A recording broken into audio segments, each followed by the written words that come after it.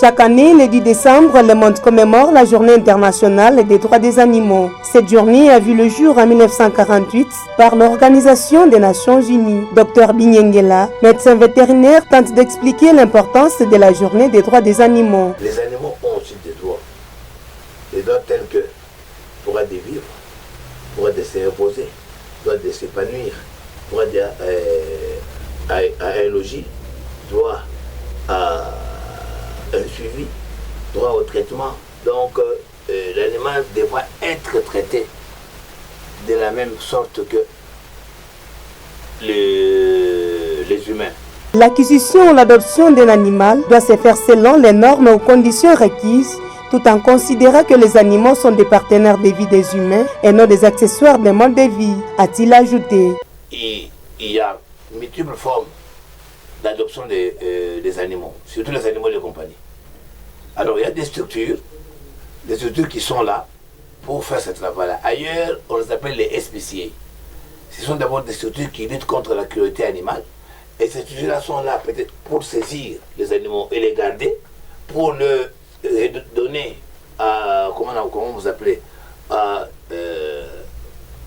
une nouvelle famille, donner la famille au chien. C'est ça même l'adoption. Mais il y a des réglementations. Vous venez, vous vous faites identifier, on fait une descente, on regarde votre environnement. Là où vous habitez, si toutes les conditions sont requises, afin que vous puissiez faire quoi? Adopter un animal de compagnie. Les droits des animaux doivent être considérés en même pied d'égalité avec ceux des humains, dans la mesure où les animaux sont aussi des êtres qui ont des droits propres à eux, a-t-il renchéri. Si je veux des termes clairs, la maltraitance animale. Et dans la maltraitance, c'est à quoi? Vous jetez des coups des pierres de l'animal. Vous trouvez un animal peut-être en ce qu'on appelle, ils sont en plein accouplement, comme un chien. Vous venez pour les séparer de force, ou bien encore, vous venez faire les combats, les jeux de combat des animaux, qui sont des jeux vraiment illégaux. Voire encore, votre animal, vous ne le prenez pas de vétérinaire, vous ne prenez pas soin de lui. Votre animal est chaque fois dans des poubelles chez les voisins.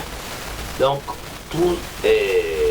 tous ces droits-là, donc même l'hygiène, la prophylaxie, les vaccins, tout ce qui est relatif à la propriété, à la santé animale et ce qui est lié à la maltraitance, c'est vraiment le droit à être vraiment à revoir quand vous êtes un détenteur des animaux en général, plus particulièrement des animaux de compagnie.